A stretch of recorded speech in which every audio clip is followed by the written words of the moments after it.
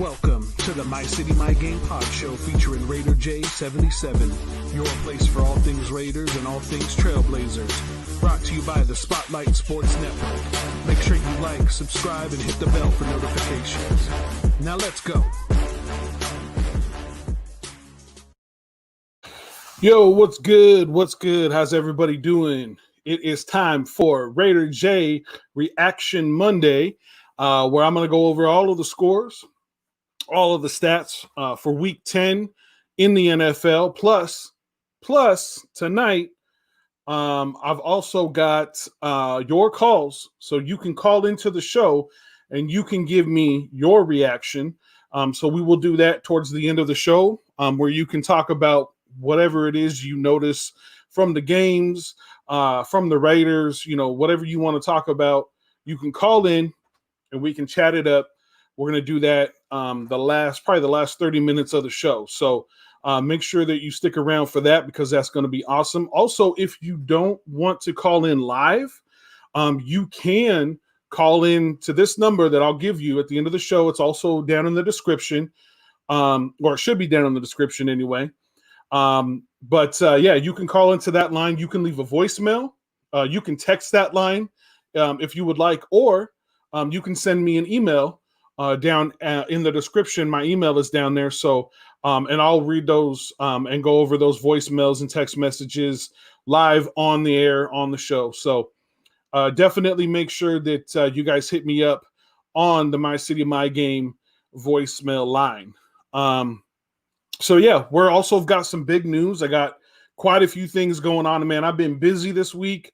I've had my face in my phone all week long, trying to keep up. The NBA is getting back going again. There's lots of trades. I'm a Portland Trailblazers fan, so I cover the Portland Trailblazers. A lot of trades going on, a lot of talk about the draft tomorrow, as well as a lot of stuff going on with the Raiders, especially with the COVID-19 stuff still, going crazy and whatnot. But yeah, man, if you guys are in the chat, jump in, say what's up in the chat. Let me know you're here. I can shout you out. Absolutely. 100%. So we're going to go over all the games. We're going to do the reaction to the games for the week. We're going to have some news, and then we're going to have your calls live. So first and foremost, let's go ahead and get rolling here. We got the Colts and the Titans. So I believe I had picked the Titans to win this game. I was kind of surprised, to be honest with you, that the Titans weren't able to pull out the W against the Colts. I fully expected Henry to have a big game in this one, but hey, it is what it is, and it does what it does, and nothing you can do about that. But yeah, so the Indianapolis Colts do beat the Tennessee Titans 34 to 17. I'm just going to check on something here real quick just to make sure we're good to go. Okay, cool. So the Colts defeated the Titans 34-17. Philip Rivers, Philip Rivers had a game, 29 to 39 for 308 yards and a touchdown. That's pretty impressive. The thing about Philip Rivers that drives me nuts, man, as an NFL fan, because I love the game of football. Like, I love the game of football. The Raiders, that's my team. But I love the game of football. And one thing that frustrates me to no end about Philip Rivers and about any football player is inconsistency. You know what I mean? Like, that and availability. Like, those are the two, I personally feel like the two biggest things that you have to have as an athlete is you have to have consistency and availability. You can't be like, to be an inconsistent player, to be really, really good one week and really, really bad another week, and then good and then bad. And, that drives me nuts, man. Be consistent. Even if you're average, be consistently average. If you're good, be consistently good. If you're bad, be consistently bad. And if you fix what's bad about you, then great. Then continually do what it is that you are. And with Philip Rivers, man, sometimes he's really good, and then sometimes it's like The guy doesn't even know how to play football, and he's throwing interceptions, and it just looks bad. So consistency and availability, man. But with Phillip Rivers, man, he's so inconsistent. That's why he's terrible when it comes to fantasy. Don't have him on your fantasy league. I tried that once. It's all bad. So yeah, 308 yards, 29 to 39. That's pretty good. Let's go ahead and pull up. I'm just going to pull up the game stat. Oh, here, let me go over Ryan Tannehill. Ryan Tannehill was 15 to 27 for 147 yards and a touchdown. Not a bad day. Derrick Henry was had 19 carries for 103 yards, averaging 5.4 yards per game. That's pretty Derrick Henry-ish. So sounds like he had a pretty good game. And then the top running back for the Colts was Nyheim Hines. He had 12 carries for 70 yards, averaging 5.8 yards per carry and a touchdown. So let's take a look at the stats here real quick. So the Colts had 430 yards of total offense versus 294 for the Titans. Now, see, this is the thing about the Titans that frustrates me too, is that the Titans will be a playoff team one game, and then the next thing you know, like, they just kind of blow it. You know what I mean? Like, they just don't have what it takes to really push through when it counts. The Colts defense is good, but I don't feel like they're as good as, 100 or 294 yards total offense for the Titans. I mean, anyhow, so 137 passing yards for the Titans, 157 yards on the ground. What's up, Bial? He says Raiders play Rivers and Colts. Yes, we do. We do play Rivers and Colts. And I'm hoping that Eric Harris has the same game against Phillip Rivers as he did last season. That would be nice. But we'll see. 297 yards for the Colts, 137 for the Titans. Ryan Tannehill just had a crappy game. 133 rushing yards for the Colts, 157 for the Titans. The Colts averaged 6.2 yards per play, and the Titans only averaged 4.9. It's not very good. Make sure, hey, do me a favor, guys. If you're watching right now, make sure that you like, share, hit the subscribe button if you haven't already. But yeah, share this live feed with all your friends and family. Tell them, come on in. Let's, talk some NFL. We're going to be doing live calls, your guys' live calls at the end. So you can call into the show and give me your 2 cents on how you feel about the games for the week and any of the Raiders news that we go over. So yeah, the third down efficiency for both teams was about the same. 3 of 10 for the Titans, 4 of 12 for the Colts. Fourth down efficiency was pretty good. The Colts only went for it on 4th down once. So, they averaged about the same as far as total plays. I guess the Colts had about 9 more plays. Both teams had a sack. The Colts only had 3 penalties for 30 yards. That's pretty good. The Titans had 3 penalties for 30 yards, and the Colts had 9 for 73 yards. So none of them had a fumble, no interceptions thrown, which is strange because Phillip Rivers usually will throw an interception, here and there. Especially, this Titans defense isn't that bad. But the time of possession was pretty close, 28 minutes versus 31. So, I mean, not a whole lot of difference as far as that's concerned. Really, it's just the yardage. They both had, 26 first downs for the Colts, 25 for the Titans. Just that amount of yards, the yards per play really factored in. And then obviously, at the end of the day, 34-17, whoever scored more touchdowns. So the red zone efficiency for the Colts is just a lot better. So, all right, moving on. We get back to – so next up we've got the Texans versus the Browns. This was just a slow game. Just not a lot going on.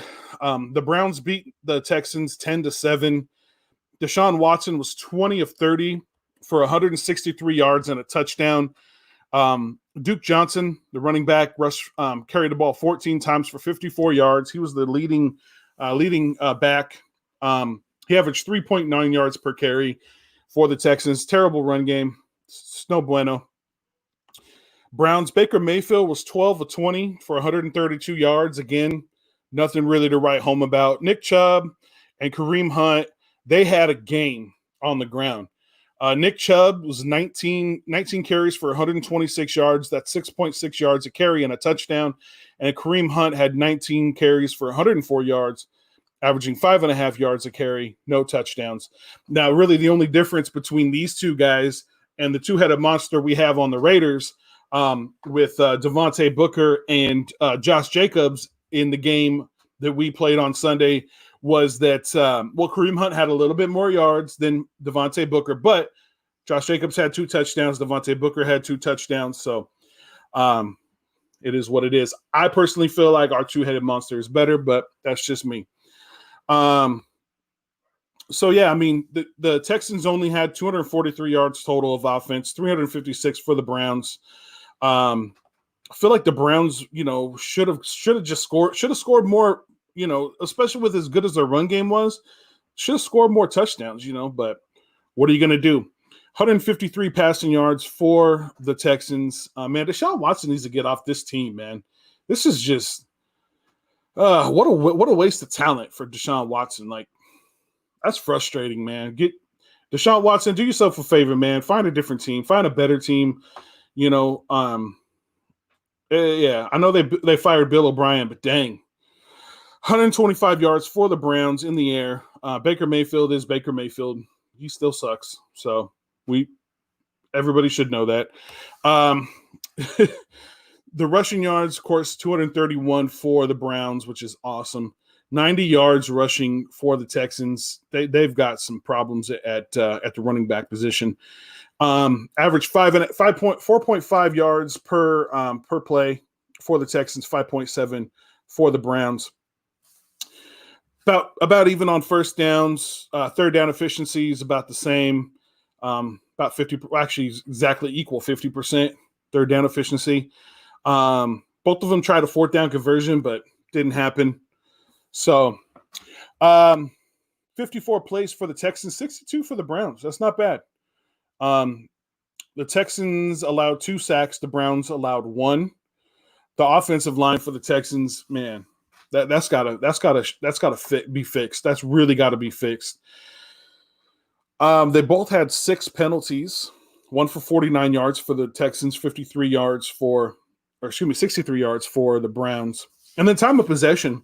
Obviously, you can see with the run game how well the Browns ran the ball. They had the ball for 33 minutes, 20 seconds. The Texans only had it for 26 minutes and 40 seconds. I really don't know how the Browns did not score more touchdowns in this game.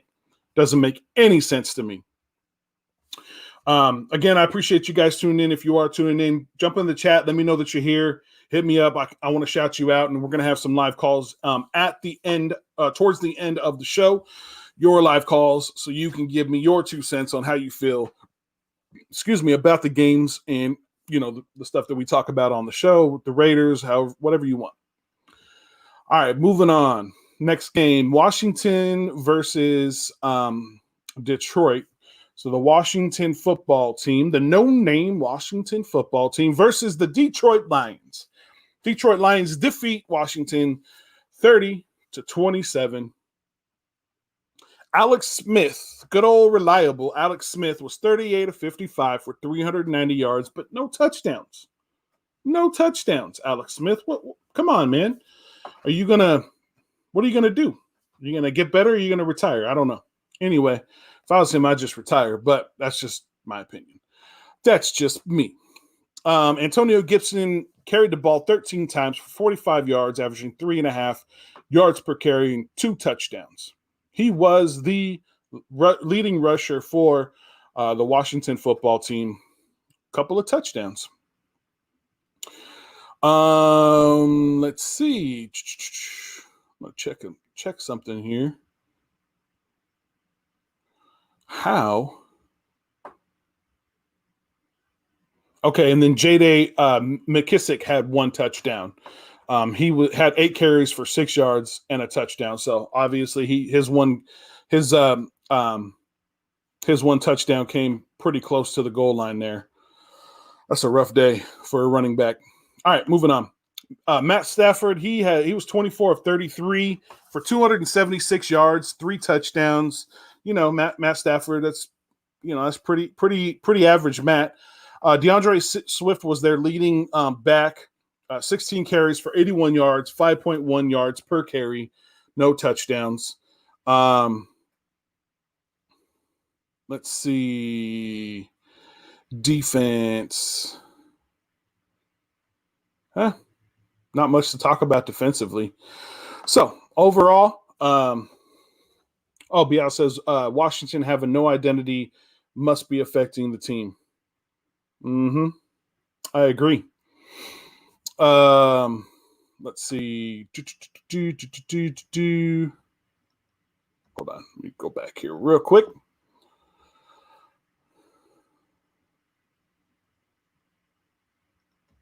All right. There we go. So the Lions, 372 total yards versus Washington, 464 yards. So Washington actually had, better total yards. 375 passing yards, and then 267 for the Lions. Now the rushing yards, 105 for the Lions and 89 for the Washington football team. Lions averaged 6.8 yards per play, and the Washington football team averaged 5.6. Now the first downs for the Washington football team were 34, 21 for the Lions. You would have thought, just looking at these stats, that the Lions, probably should have lost this game, but they were able to pull it out in the end, by a field goal. So that's pretty good, man. The third down efficiency for the Lions was terrible, about 40%, 4 of 10. I mean, that's just not good. Not much better for the Washington football team. They were 7 of 15, so just a little under 50%. Fourth down efficiency, Washington was able to convert 2 fourth downs. 2 fourth down conversions for the Washington football team. The Lions didn't attempt one. 83 plays for the Washington football team and only 55 for the Lions. Again, looking at the stats, you would have thought the Lions should have lost this game. But they were able to pull it out in the end. And that's a lot of times what separates, the winning team from the losing team is who's willing to push it to the end, who's willing to go the distance when it counts, not necessarily overall in the stats, but when it really matters, are you able to execute? Are you able to pull it out in the end? Much like the Raiders have done, for those of you who are watching the Raiders fans, much like the Raiders have done this season, where they've been in situations where you're like, it's down to the wire and they're just able to, they just push that little bit extra. But we'll talk about that more later. So let's see. The Washington football team allowed 2 sacks. Detroit allowed 1. Detroit actually punted 4 times, and Washington only punted twice. Penalties, I'll skip over that. The Washington football team did have a fumble. No interceptions were thrown in the game. Now, the Lions only possessed the ball for 24 minutes. The Washington football team possessed the ball for 35, almost 36 minutes. That's pretty good. That's pretty good. Again, the stats, man, it's crazy. It comes right down to it. I mean, the Washington football team pretty much scoreless in the first half, come out and score, 24 points, 25 points in the end, or 24 points in the last half. And then the Detroit Lions were pretty consistent throughout the game. 17 points in the first half. Looks like 13 points in the second half. So they kind of came out strong but didn't finish it up. But yeah, that's crazy. All righty. So moving on, let's go back here. All right, Buccaneers and the Panthers. So the Buccaneers have a comeback game after they got their butt handed to them last week. Had a terrible game against the Saints. They have a bounce back game, 46-23 against the Carolina Panthers. Just pretty much just scored and scored some more through every single quarter of the game. Tom Brady was 28 of 39 for 341 yards and 3 touchdowns. It was very good. Ronald Jones carried the ball 23 times for 192 yards. That's 8.3 yards per carry and a touchdown. That's a monster game for a running back.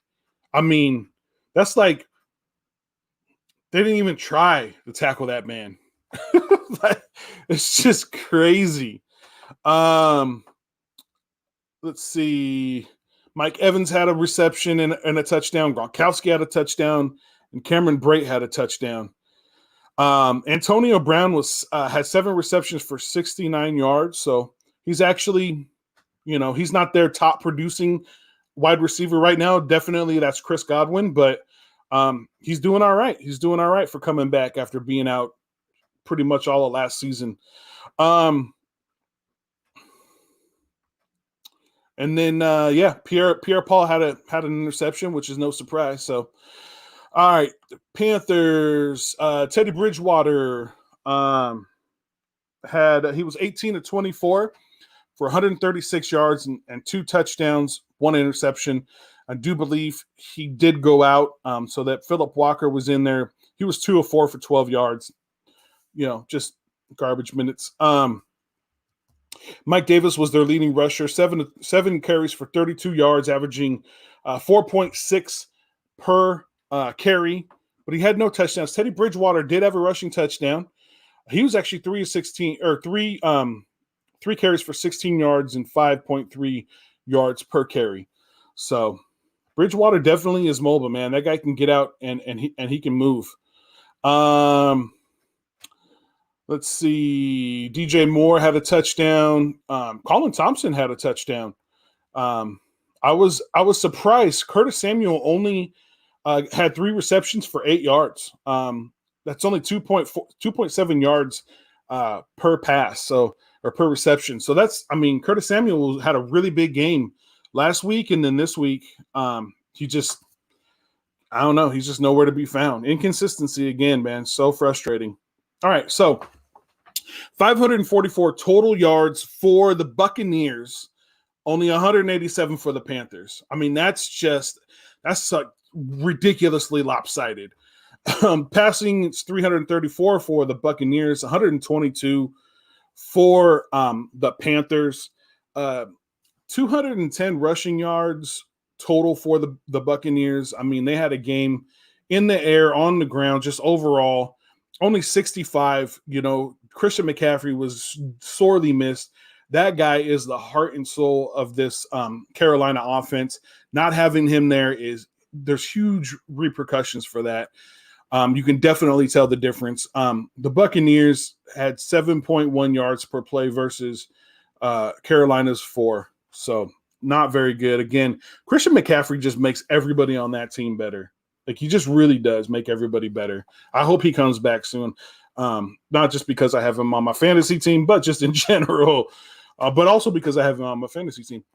Only 13 first downs for the Carolina Panthers, 34 the Buccaneers. The third down efficiency for the Carolina Panthers was dreadful, like just atrocious. 1 of 9. I mean, that is horrible. They only converted 1 third down. Okay, 10 to 16 for the Buccaneers. 4th down efficiency, it is what it is. Total plays, the Buccaneers had 77 total plays. The Carolina Panthers only had 47.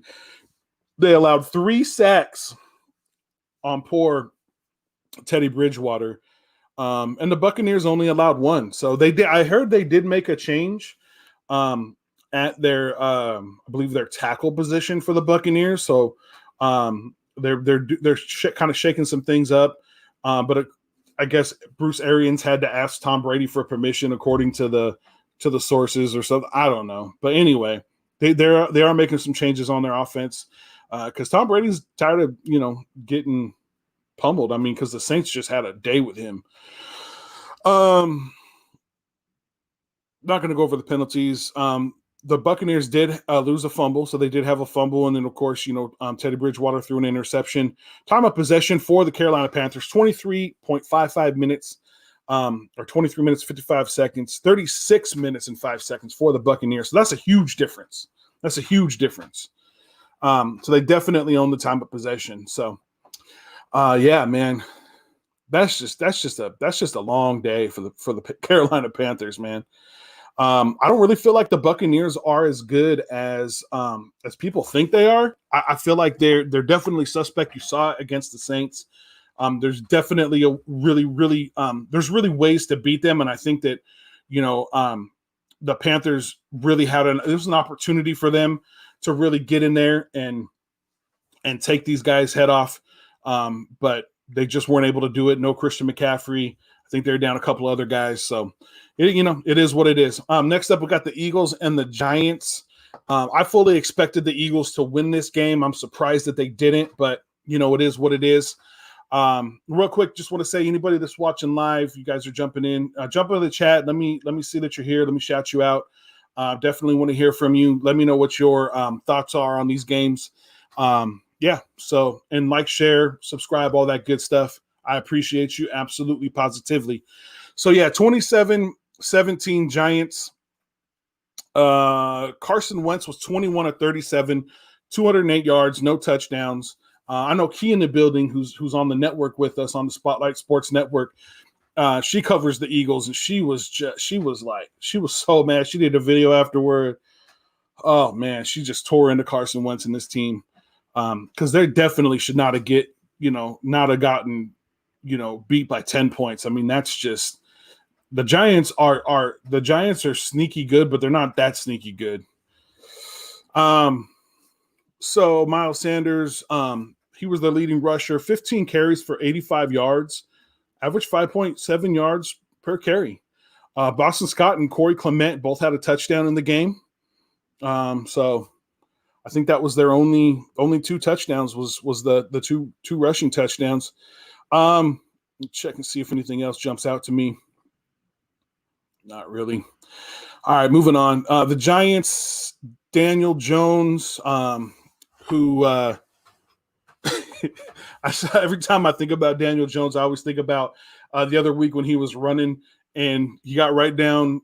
I think he was like within 20 yards of the touchdown and just like tripped over his own feet and fell. Oh gosh, Daniel Jones. All right. He's 21 of 28 for 244 yards, no touchdowns, no interceptions. It was all rushing for the Giants as well. Daniel Jones had a touchdown, 9 carries for 64 yards, averaging 7.1 per carry, 7.1 yards per carry. It's pretty good. Wayne Gallman had 2 rushing touchdowns. But yeah, I mean, he only had 18 carries for 53 yards, only 2.9 yards per carry. Nothing fabulous. Don't really see anything else, that's jumping out to me.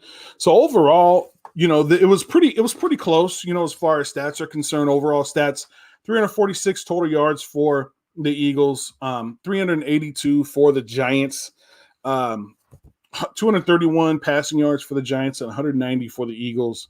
156 rushing yards for the Eagles, 151 for the Giants.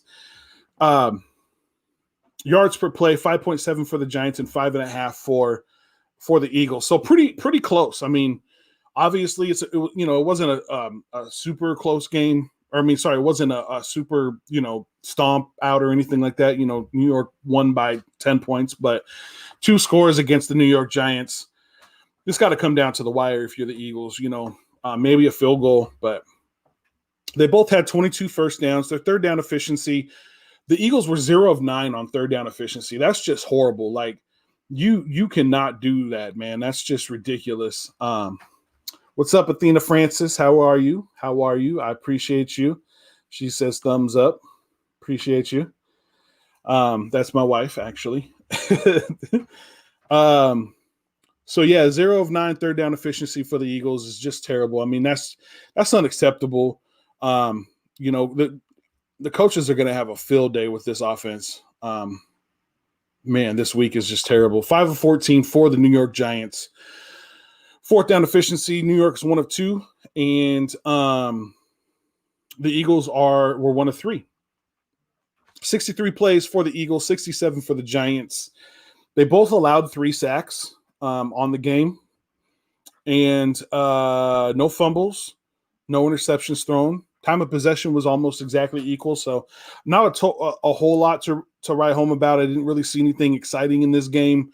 You know, the New York Giants were pretty consistent overall. They scored in every single quarter that they played. You know, had a touchdown in the first 3 quarters, and then scored a couple of field goals in the end to, you know, really ice the game and send the Eagles home. So, yeah, it's a pretty rough day for the Eagles. All right, moving on. Jaguars and the Packers. So the Jaguars held out really, really well against the Green Bay Packers. It's 24-20 Packers. I was really surprised. I expected Green Bay to win this. Obviously, Aaron Rodgers, you know, he's an elite quarterback, so he's playing really, really well. But yeah, I mean, the Jaguars were able to hold within 4 points of this team. That's, you know, that's pretty good. You know, that's definitely, you know, there's no moral victories in the game of football. You either win or you lose. But in this case, I would definitely not hang my head too low. You know, if you can go in and you can hang with a guy like Aaron Rodgers and this Green Bay team, that's pretty good. Jake Luton, of course, you know, because Gardner Minshew is out, so Jake Luton played. He was 18 of 35 for 169 yards and a touchdown, but he did throw an interception. James Robinson was the only guy running the ball. He had 23 carries for 109 yards, averaging 4.7 yards per carry. Let's see. Sidney Jones had an interception against Green Bay. You know, of course, Aaron Rodgers, he's one of those guys that will, you know, take some chances down the field, and sometimes those turn into interceptions. And then Khalil Cole, he had a punt return for a touchdown. So pretty good. So let's see. Aaron Rodgers was 24 of 34 for 325 yards, 2 touchdowns and 1 interception. Aaron Jones carried the ball 13 times for 46 yards. It's averaging 3.5 yards per carry. Jamal Williams was 8 of 8 carries for 30 yards, averaging 3.8 yards per carry. So, you know, the running game for Green Bay, not that glamorous, not that great. You know, I haven't really looked at the whole season or anything like that, but particularly in this game, just really nothing to be, you know, dazzled with. Marquez Valdes-Scantling, there was their leading receiver. He had 4 receptions for 149 yards and a touchdown. That's pretty impressive. Devontae Adams had a touchdown. So yeah, that's a pretty good game for Valdes-Scantling.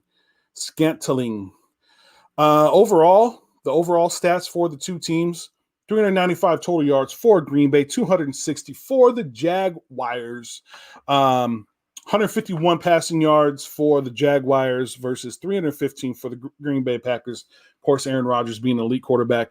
Real quick, just want to say again, appreciate everybody that's in the chat right now, everybody that's watching live. If you are here, jump into the chat. Let me know what your thoughts are on the games, the stats, that sort of stuff.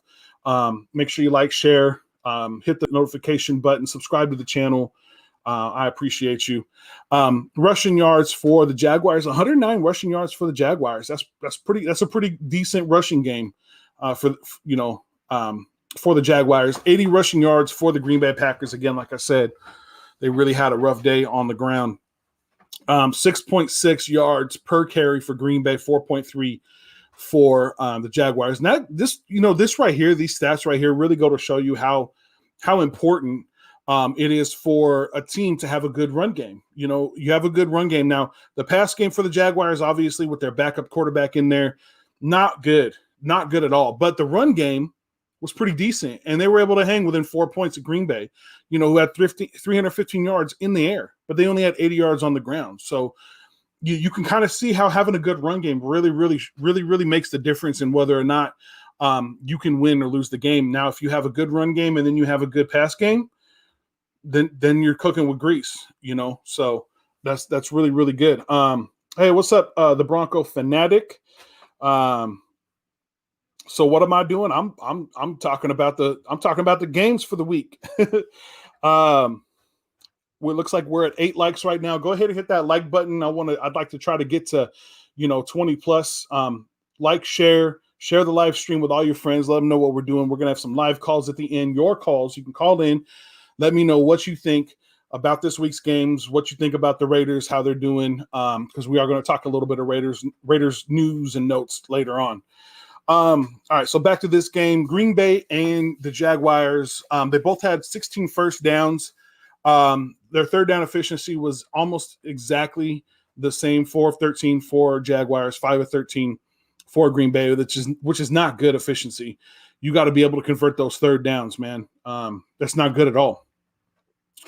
They both had about 60 plays. The Jaguars allowed 3 sacks, so that's going to be definitely a long day for a backup quarterback. The Green Bay Packers allowed 1. And the Green Bay Packers had a fumble, an interception, and the Jaguars threw an interception. Now, the time of possession, 28 minutes and 19 seconds for the Jaguars, 31 minutes and 41 seconds for the Green Bay Packers. So the time of possession was real close. So that'll keep you in the game too.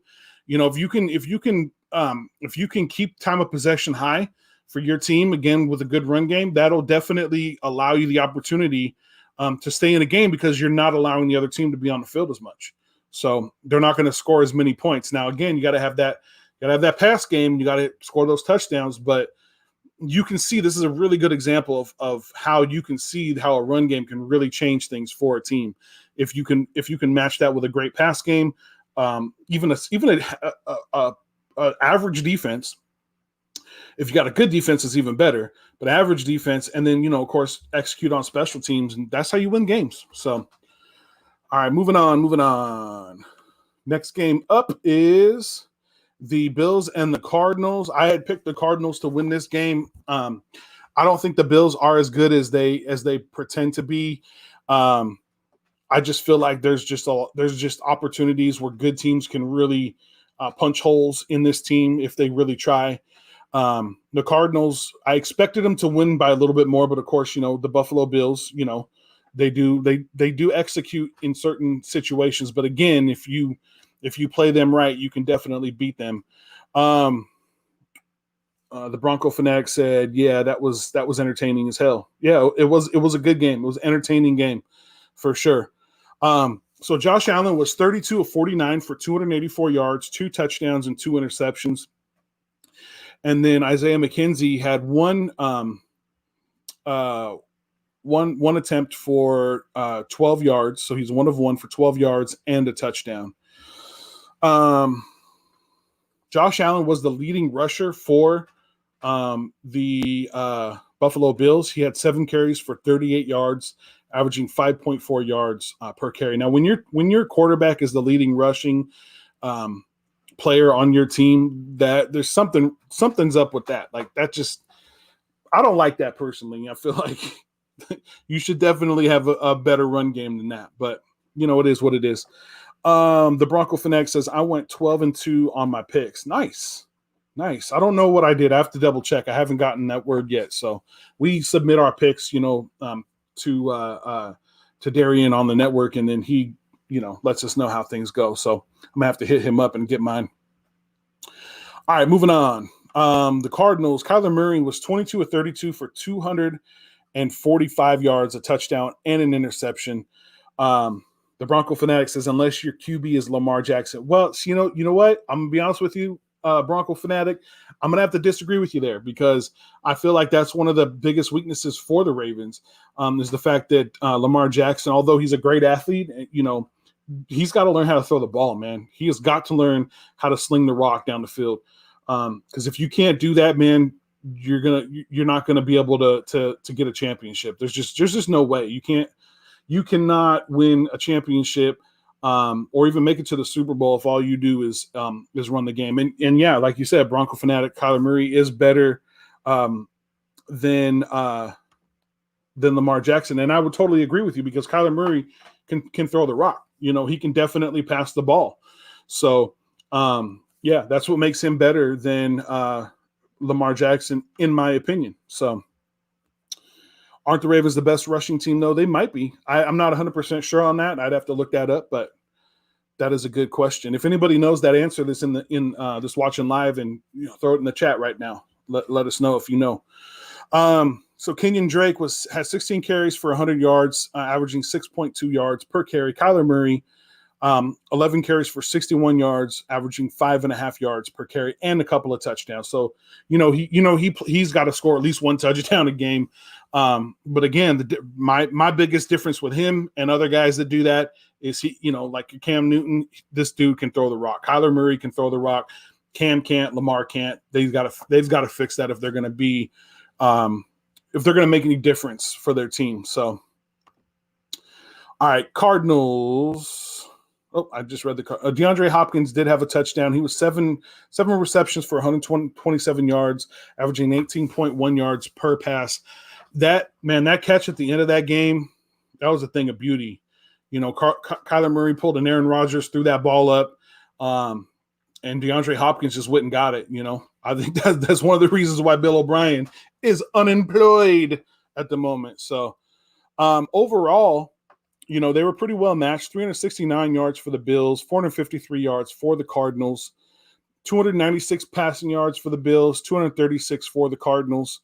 But here's the difference: rushing yards 73 for the Broncos, 217 for the Cardinals. So good, really good running game, a really good passing game will definitely win you some football games. So yards per play, Cardinals average 6.5, 5.4 for the Broncos. They both had about the same amount of first downs, 22 for the Broncos, 26 for the Cards. Third down efficiency, about even, 5 of 13 and 6 of 13. So I feel like that should definitely be improved by those teams. Total plays were about the same. Now the Cardinals did allow 3 sacks, which is definitely not good. You want to keep Kyler Murray healthy. You want to keep him on the field.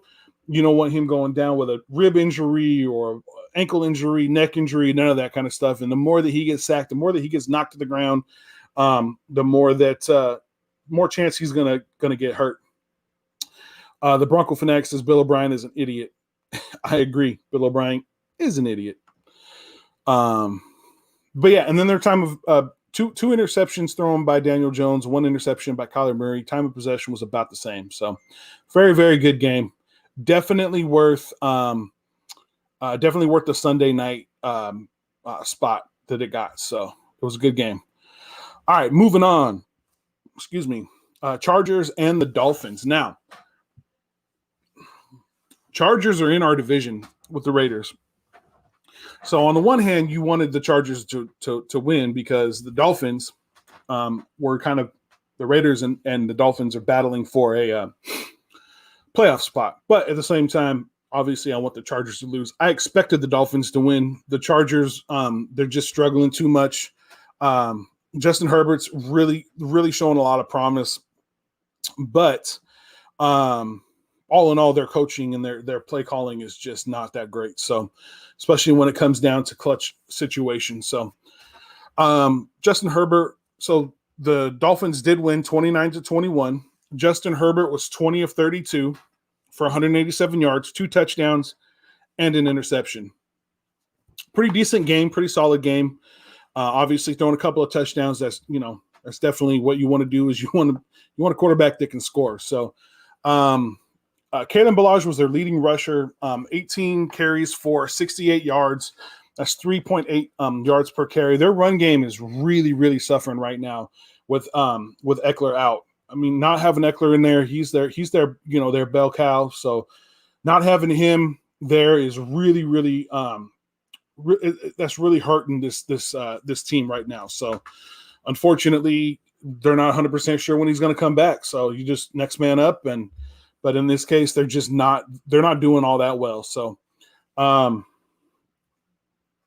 let's see. Let's go to the Dolphins. Tua Tagovailoa, he was 15 of 25 for 169 yards, 2 touchdowns.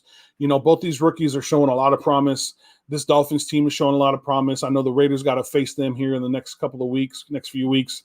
That's going to be an interesting game. One that I believe that we will win, but it's definitely not going to be the easiest game in the world.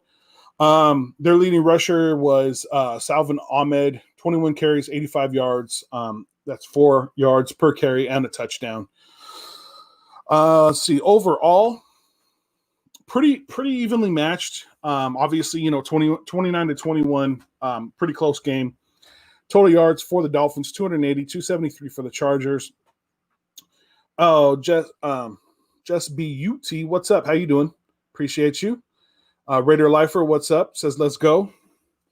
All right. So the passing yards for the Dolphins is 169, 174 for the Chargers.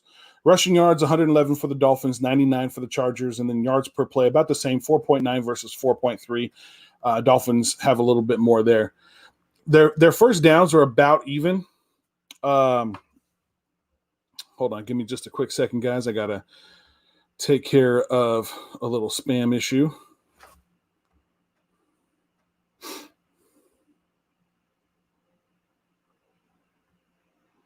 Oh, great! It won't let me take. Anybody that's in the chat, if you can see those spam, that spam coming through, for some reason it won't let me delete it, but hopefully it'll go away. Just ignore it. Anyhow, sorry about that, guys.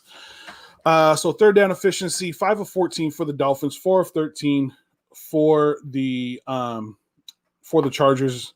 Not very good. Definitely, is pretty. It's not horrible, but it's not great either. 2 of 3. So the Chargers were able to convert 2 of 3 of their fourth down attempts. So that's pretty good. That's definitely pretty good. Hold on just a quick second, guys. Let me do something here real quick.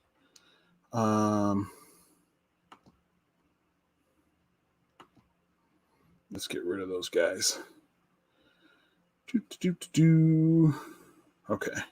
Sorry about this, guys. Had to take a little pause real quick and get rid of that. So, okay, cool. All right, so moving on. The Chargers did allow a couple of sacks on the game. So, good job for the Dolphins. Like I said, Dolphins are looking pretty good all around. Defensively, offensively, they're definitely coming into their own. And they're definitely gonna be something for that division to deal with for a while if they continue this trajectory. So they did have a fumble. The Dolphins did have a fumble, and then of course Chargers had one interception. So time of possession almost exactly the same, 29, almost 30 minutes for the Chargers, and a little over 30 minutes for the Dolphins. So. Bial says, hopefully the Donkeys can beat up and take a win over the Dolphins this weekend. Yeah, most definitely. Hopefully we can.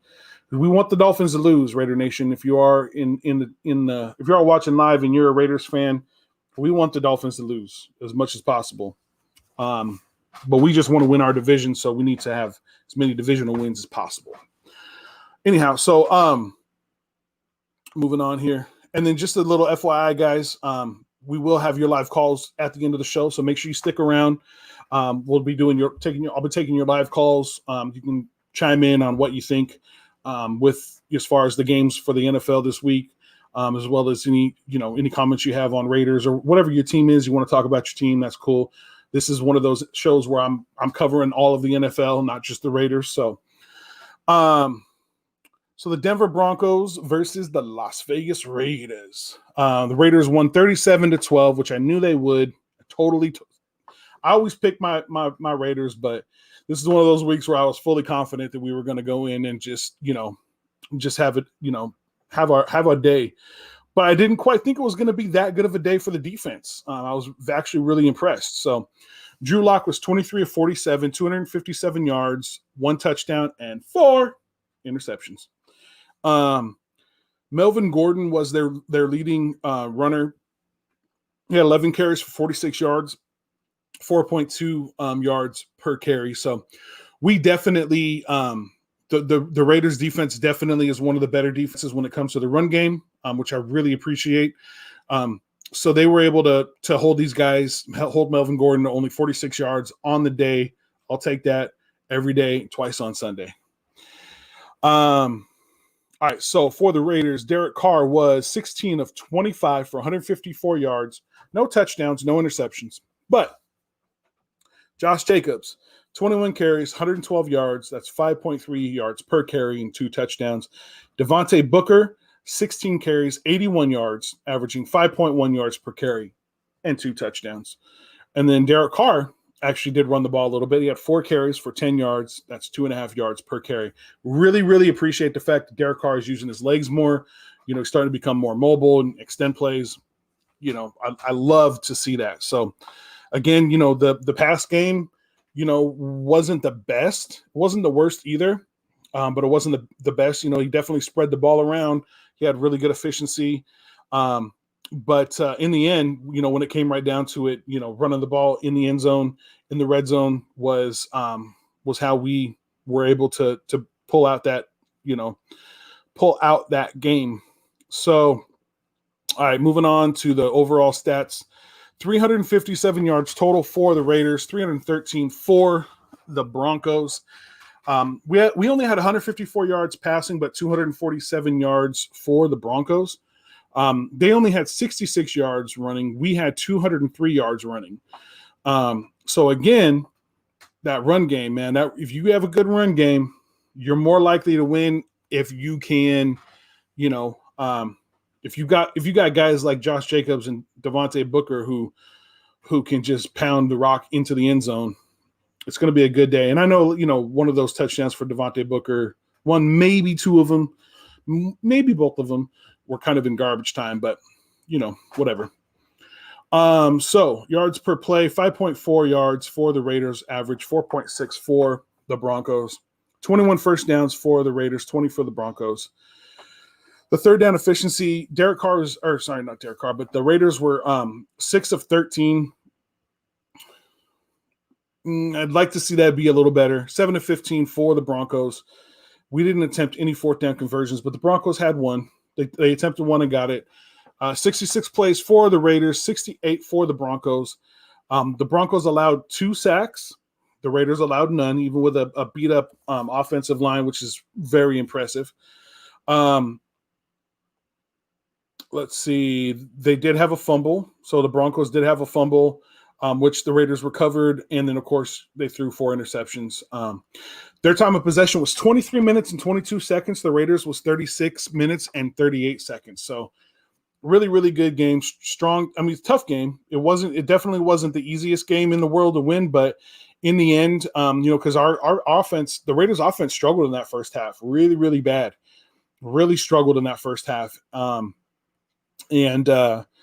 scored 10 points in that first half, and then 27 of the points came in the second half. So if the Raiders are going to be a second half team, I'm for that, to come back and win, but just try not to do that against teams like Kansas City, because that's a tall order to come back and put points on the board and catch up to Kansas City. Once they get hot, once they get going, they're tough to catch up to. So we were able to do it last game, but it's not – lightning doesn't always strike twice. So Seahawks and Rams. The Rams did beat the Seahawks. I thought the Seahawks were going to pull out this win. The defense for this Seahawks team, they've really got to improve, man. It's just, man, that's rough. Russell Wilson was 22 of 37 for 248 yards, no touchdowns, and 2 interceptions. Not the best game for him, considering he did not score any passing touchdowns. Russell Wilson was the leading rusher for the team, 8 carries for 60 yards, averaging 7.5 yards per carry. Chris Hooker, what's up, man? How you doing? What's up, Chris? Appreciate you, man. Colton Henry says, yo, what's up, man? And then B. Al says, hopefully the Donkeys can beat up and take a win over the Dolphins this weekend. Oh, I already talked about that. All right, moving on. So, Alex Collins was their second leading rusher, 11 carries, 43 yards, 3.9 yards per carry, 1 touchdown. Yeah, again, if your leading rusher is your quarterback and you don't have a pass game, because Russell Wilson is fully capable, but for whatever reason, he was just struggling. That's just not going to win you games. Jared Goff was 27 of 37 for 302 yards, no touchdowns, no interceptions. Cam Akers, their running back, leading running back, had 10 carries for 38 yards. That's only 3.8 yards per carry. But Malcolm Brown had a couple of touchdowns, and so did Darrell Henderson. So they were able to pound the rock into the end zone when it counted. Let's look at the stats overall. Again, I appreciate everybody that's watching live in the chat, all that good stuff. Make sure you hit that like and subscribe button. Make sure you hit that share button, share this live feed with folks. I will have your live calls coming later, as well as we'll talk about some Raiders news and notes. Nothing too crazy, but we're going to do a short little recap of what's been going on. So LA had a total of 389 yards. The Seahawks had a total of 333 yards. 283 passing yards for the Rams, 224 the Seahawks, 113 rushing yards for the Seahawks, 106 for the Rams. Of course, like I said, close game, 23-16. They both averaged about a little over 5 yards per play. About the same on first downs. Third down efficiency, pretty close, 9-15 for the Rams, 7-14 for the Seahawks. Let's see. Man, good Lord. The Seahawks allowed 6 sacks in this game. And this is a good defensive line. Don't get me wrong. This LA Rams defensive line, they're no slouches. They can get after the quarterback. But for a mobile quarterback like Russell Wilson to get sacked 6 times, I mean, that is not good, man. That is not good. You know, the 49ers played the Rams, and I don't think they even sniffed the quarterback. So for you to allow Russell Wilson to get sacked 6 times, your offensive line, man, y'all need to have a come to Jesus meeting for real, because that's not acceptable. Bial says Cardinals and Seahawks should be interesting. Yeah, they absolutely should be. I agree. The LA Rams did allow 3 sacks on the game. They had a fumble that they lost. So did the Seahawks, and then of course Russell Wilson, getting sacked that many times through a couple of interceptions. Time of possession for the Rams 33 minutes. 36 seconds. 26 minutes 24 seconds for the Seahawks. So they own the time of possession. LA pulls out the W. All right, next game up. Bengals and the Steelers. Oh, we're dead on time. All right.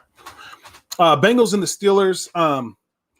Joe Burrow was 21-40 for 213 yards and a touchdown. Their leading running back was Samaje Perine. 7 carries for 48 yards, no touchdowns. T. Higgins was their leading receiver, 115 yards on the game, 1 touchdown. The Steelers, Ben Roethlisberger was 27-46 for 333 yards and 4 touchdowns. Ben Roethlisberger is he's looking unstoppable this season, man. I'm not personally a fan necessarily of Ben Roethlisberger or the Steelers as a team, but man, I'll give credit where credit's due, man. This dude is looking impressive for being as old as he is. I mean, the guy doesn't even look like he can, run at all, but he just gets out there, he gets around, he's mobile. He can extend plays. I mean, the guy just looks unstoppable. So that'll be interesting to see, when they come up against, some teams in the playoffs. Their leading rusher was James Conner. Their leading receiver was Deontay Johnson. Deontay Johnson, had a touchdown in the game. All right, I got to move a little bit faster here. Let's see. Oh, hit the wrong button. Let's go back here real quick. There we go.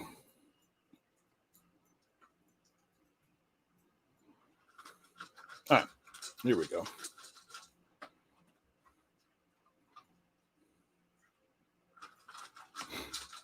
So the Steelers pull out the W, 36-10. I figured that was coming. I had picked the Steelers to win.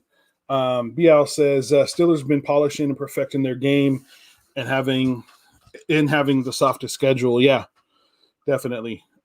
Definitely they have not had a tough schedule. They had to play the Ravens, but again, I'm not sold out on the Ravens like everybody else is. All right, so the Steelers had a total of 377 yards versus the Bengals 324. Their passing yards 333, only 44 rushing yards. But like I said, Ben Roethlisberger, he's slinging the rock, playing lights out. So the Bengals were not able to convert one single third down. They were 0 of 13. That's terrible. But on fourth down, they were able to convert 2 of 3. Is it just me, or is there a lot of fourth down attempts this season? Like way more than I've ever seen before. It's like watching Madden sometimes. It's crazy. 2 fumbles for the Bengals, none for the Steelers, and no interceptions thrown in the game. So, yeah, that's pretty much what I thought it was going to be. All right, up next, 49ers and Saints. Of course, I knew that the Saints were going to pull out the W against the 49ers. 49ers are beat up. They just terrible. Nick Mullins was 24 of 38 for 247 yards, a touchdown. CJ Beathard was 0 of 1 for no yards, no touchdowns. Jerick McKinnon had 18 carries for 33 yards. Their running game is lackluster right now. It used to be a lot better, but they got a lot of guys, a lot of injuries and stuff. So for the Saints, Drew Brees, 8 of 13 for 76 yards and a touchdown. He did go down in this game. I guess he had some cracked ribs and some bruising and a collapsed lung and all kinds of stuff like that. What's up, Zach? What's up, man? Appreciate you, man. Shout out to you. But yeah, Drew Brees went down. Who knows how long he's going to be out for, but Jameis Winston did come in for him. He was 6 of 10 for 63 yards, no touchdowns, no interceptions. Then, of course, Taysom Hill was out there for a minute, but he didn't do anything. So, all right. So, total yards for the Saints, 237, 281 for San Francisco. That's really strange. I mean, it had to have been it had to have been the fact that, Drew Brees got sacked 3 times, he got beat up, because I would have expected, especially against this banged up San Francisco team, I would have expected him to do a lot better. Only 123 yards in the air, 114 on the ground. Their run game was really solid. 232 passing yards for San Francisco, which is interesting. This Saints secondary, man, is really, really suspect this season. I don't think they're going to go far in the postseason, but that's just my opinion. I think they're going to be a one and done in the postseason, but we'll have to see. Third down efficiency for the Saints, only 2 of 12. That's really terrible. 7 of 16 for the San Francisco 49ers. 3 sacks for San Francisco, 2 sacks for the Saints. And both of them had a couple of fumbles, and then, of course, San Francisco threw a couple of interceptions. So, all in all, just, not the greatest game in the world. But, all right, Ravens-Patriots. Patriots beat the Ravens in an upset. This was surprising. I expected the Ravens to win, even though, like I said, I'm not sold out on this Ravens team. I expected them to win. This New England team has been struggling, but looks like they had a little bit of a bounce. I wouldn't call it like a super bounce-back game, but 23-17. Appreciate you, Zach. Zach says, love the content. Always stay tuned in. I appreciate you, man. Good looking out.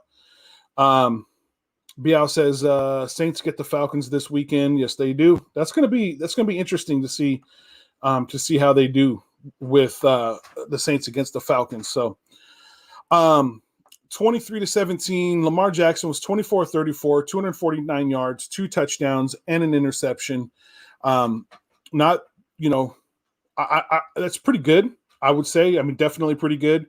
Not something that he does very often. So, but of course, this is the New England Patriots, so they're not the best when it comes to, anything right now. They're just really struggling. So, Lamar Jackson was their leading rusher, 11 carries, 55 yards. No touchdowns. Gus Edwards was number 2, 7 carries for 42 yards. That's 6 per carry. Cam Newton was 13 of 17 for 118 yards and a touchdown. And then Jacoby Myers was 1 of 1 for 24 yards and a touchdown. Damian Harris was their leading rusher, 22 carries for 121 yards. And then their leading receiver was Myers with 59 yards. So overall, pretty much the stats were pretty close, except for maybe in rushing yards. Well, no, passing yards were a little bit off too. 308 for the Patriots, 357 for the Baltimore Ravens, 242 passing yards for the Ravens. The Patriots only had 135 passing yards. Again, Cam Newton's one of those mobile quarterbacks that can run. He can get mobile, but when it comes to throwing the ball, he's really not that good. Rushing yards for the Patriots, 173 to 115 for the Ravens. What's up, Joel Lopez? He says, Steelers, baby, let's go. I appreciate you, man. Yards per play, 5.34 the Patriots, 5.64 the Ravens, 25 first downs for the Patriots, only 19 for the Ravens. So that's definitely going to have to improve. Their third down efficiency was about the same, pretty close. Let's see. Sacks. The Ravens allowed 2 sacks, which is not good. The Patriots allowed 1. And no fumbles, but the Lamar Jackson did throw an interception. So, I mean, when it came right down to it, this was one of those games that came right down to the wire. But in the end, the Patriots were able to pull it out. And, Lamar Jackson and the Baltimore Ravens just are not coming through in the clutch. When it really counts and they get behind, they're really not doing a very good job of coming through when it counts. You saw it last year when they faced the Titans in the playoffs. Now you're seeing it consistently in the regular season here, where when you're down, and within reach of a team, you got to pull it through. You're down. Let's see, they're up 23 points in the third quarter going into the fourth quarter, and you're down 6. You can't score 1 touchdown that entire fourth quarter. I mean, you're supposed to be the reigning MVP of the league. Why can't you score 1 touchdown in that fourth quarter to put that game on ice and win it? I mean, even if it's close, so what? Come through in the clutch, score that touch. You don't even need an extra point. You could tie it up and go into overtime, but at least, score that and kick the extra point and call it game. But, it is what it is. I'm not bought into this Ravens team like everybody else is. Or not everybody else, but other people. Joel Lopez says, thank you, bro. Good luck on your streams. Hope you grow big, my boy. I appreciate you, man. I definitely appreciate you. Guys, definitely make sure that you like and subscribe, hit the bell for the notifications, share this live feed. I'm trying to get to 200 subscribers. I have got a challenge coming up. If I get to 200 subscribers. So definitely help me out. Help me get to where I need to be. Up next, we got the Vikings and the Bears, and then we're going to get into your guys'. We're going to talk about some Raiders and get into your guys' live calls. So Vikings and the Bears. The Vikings defeat the Bears 19-13. I figured that was coming. Kirk Cousins had a pretty good game, 25 of 36 for 292 yards and 2 touchdowns. Mal Gooley was pissed during this game. He was really frustrated. Nick Foles I really was kind of rooting for Nick Foles that he would do better. Given a chance to be a starter, I felt like, the Eagles kind of, brushed him aside too quickly. But yeah, I mean, the Vikings just really dominated this game. So because of the time crunch and stuff like that, I'm trying not to keep you guys, on the stream too long, but I'm going to go ahead and move on to the Raiders news and notes, and then we're going to take your live calls. So Bial says, I really hate the Vikings. Yeah, I mean, they're not. Luckily, they're not that good. That's the fortunate thing is, they're not as good as they were supposed to be this year. But let me pull up this information. So there has been some stuff going on with the Raiders, specifically considering, that's the wrong one. Specifically when it comes to like COVID and things like that. So let me pull this up here. All right, so real quick in some NFL news, something that I came across the other day and I thought was really cool. So this week's Monday Night Football matchup between the Rams and the Buccaneers will make history, marking the first time an all-black officiating crew will officiate an NFL game. The 7-man crew will be led by referee Jerome Boger and who's a 17-year veteran NFL official, and that's according to NFL Officiating's Twitter. So that's really cool. I thought that was a really cool thing to see that, they're going to have their first all black officiating crew. Kudos to the NFL for, hitting that milestone and doing some stuff that's a little bit different. So that's really good to make those changes. So according to Vic Tafur, there is some interesting stuff going on when it comes to Takk McKinley. So I know that that was a team that the Raiders were actually a player that the Raiders were actually interested in bringing on. as he was released by, who was released by? He was released by, I cannot remember for some reason. But anyhow, he was picked up by the Bengals. The Bengals gave him his physical. He failed, so they let him go. And now he's back on the market again. The Raiders did put in a claim on him last time, but Kyle Shanahan says that the 49ers plan on putting another claim on the edge rusher, and they're number 12 in the claim order. So they're actually sooner in the claim order than we are. So not certain that, the Raiders are even going to have any interest in him anymore, but that's just an interesting little news, little nugget for you guys. There is a possibility that, he may end up with the Raiders, but who knows? In other news, Raiders defensive end Clelin Ferrell and cornerback LaMarcus Joyner have been placed on the COVID-19 reserve list. It would take multiple negative tests, but both players could potentially finish their 5-day isolation which starts today, in time to play on Sunday. So there is a possibility they can still play. Now, if Joyner can't go, according to Vic Tafur, if Joyner can't go, Nevin Lawson would likely move to the slot. And it doesn't sound like Littleton returns this week, so there will be more of Nicholas Morrow, which I totally am down for. I want to see Nicholas Morrow play in place of Littleton against this Kansas City team because I want to see how well he does. If he does really well, I'm looking to, hopefully have him starting in that position from here on out.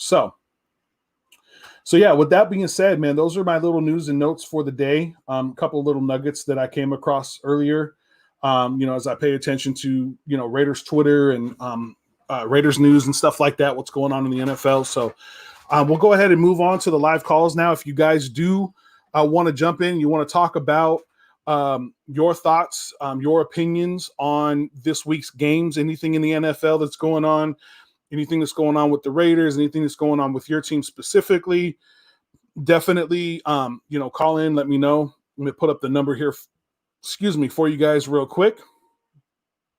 So this number to call into the show now, 503-765-6807. 503-765-6807. Give us a call. Give me a call and we'll chat. Also, this is the number that you can call if you want to leave a voicemail for future shows, or you can also text this number and it'll come through to me through my email. So I'll be able to see your text and stuff like that. So send me a text, hit me up on the voicemail line. If we're not doing a live show, leave a voicemail, leave a text, and I'll definitely have your calls and your texts live on the show, as well as you can email me, and both, that email's down in the description as well. So yeah, man, let me know you're here. Give me a call and we will talk. Let me just check on something here real quick.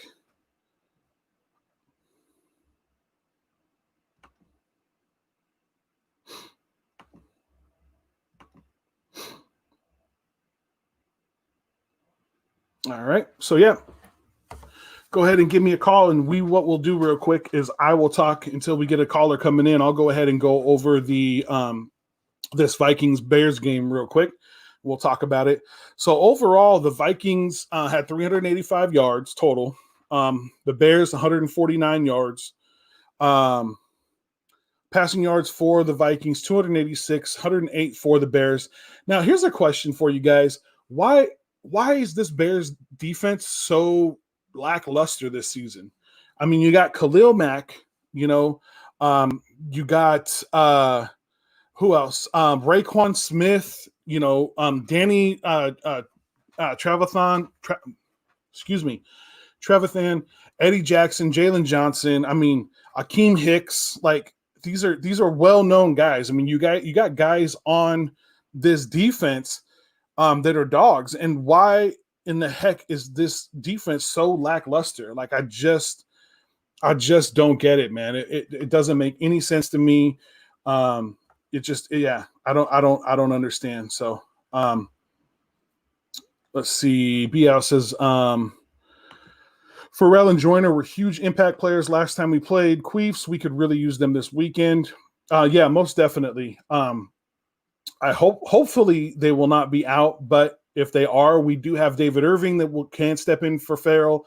And I don't know about Mo Hurst if he's going to be coming back this week, but if he does, that'll be good for us to kind of fill in that need. Jamar Game says, hello. What's up, man? Again, guys, call into the show if you want to chat. Let me know what you think. Call into the show. The number's right here at the bottom, 503-765-6807. Bial says, offense is off the field too much. Yeah, definitely. Our offense has got to the Raiders' offense has got to play better. And then, okay, so I'm assuming, Bial, you're probably talking about what I asked earlier about the Chicago Bears. Yeah. The offense is definitely off the field too much, and they're just really looking lackluster. So, their offense only averaged 3 yards per play, the Bears, against the Vikings. So, that's just really, really it's just not okay, man. Only 10 first downs. Third down efficiency was 2 of 11 for the Bears. That's just terrible, man. So, anyhow, yeah. So, yeah, guys, give me a call. We're going to take your live calls if you want to call in and give me your 2 cents. But yeah, if not, then we're just going to go ahead and end the live feed. But we'll go ahead and stick around just a couple more minutes here, see if anybody wants to give a call to the number below, 503-765-6807. So there was an interception thrown by the Vikings and one thrown by the Bears. They both had a fumble. The Bears' time of possession was 24 minutes, 10 seconds. The Vikings' time of possession was 35 minutes and 50 seconds. I mean, just an overall domination of this team. Even though it was a close game, 19-13, the Vikings obviously are not that good.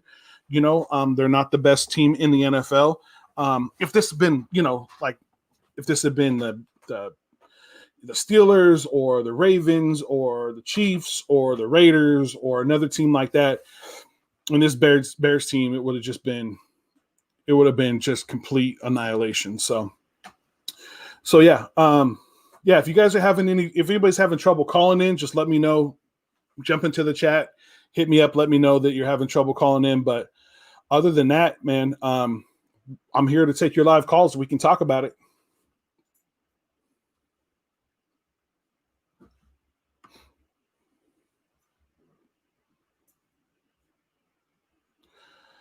All righty. So that's all. That's the show that we have for you today. Again, you guys can hit up this line. If you don't want to call in live, you want to leave a voicemail, call into the line. You can leave a voicemail. You can also send a text message to that number as well. Regular, SMS rates apply, whatever the case is. So yeah, you can send a text message to that number. You can send me an email at the email in the description below. But other than that, man, I appreciate you guys. Make sure you like, share, subscribe, hit the notification bell. I'm going to have a show coming up. I'm going to be starting a series called the Education of Autumn, or the Autumn Education. One of the two. I'm not 100% sure. I'll come up with the name by the end of the week, but I'm going to have that series starting this week, where I'm going to be talking about Raiders history. I'm going to be teaching my daughter, who's 6 months old, about the Raiders. So make sure you guys keep in tune for that. Again, if you guys want to give me a call real quick before we end the show, we can chat if you guys got something you want to talk about as far as the Raiders or the NFL overall. But yeah, other than that, man, you guys take care. Have a good week, and we'll see you guys on Friday for the Raiders preview, the Raiders versus the Kansas City Chiefs that Darian and I will be on. But yeah, you guys have a good night, man, and I will talk to you guys a little bit later on, man. As always, just win, baby. What's up, fantasy champions? Spotlight Sports Network is excited to tell you about an amazing deal from Thrive Fantasy, your place for daily fantasy sports and esports. Right now, with promo code SS Network, Thrive Fantasy will match up to $50 of your first deposit. So go to thrivefantasy.com and sign up now with promo code SS Network. That's thrivefantasy.com, promo code SS Network.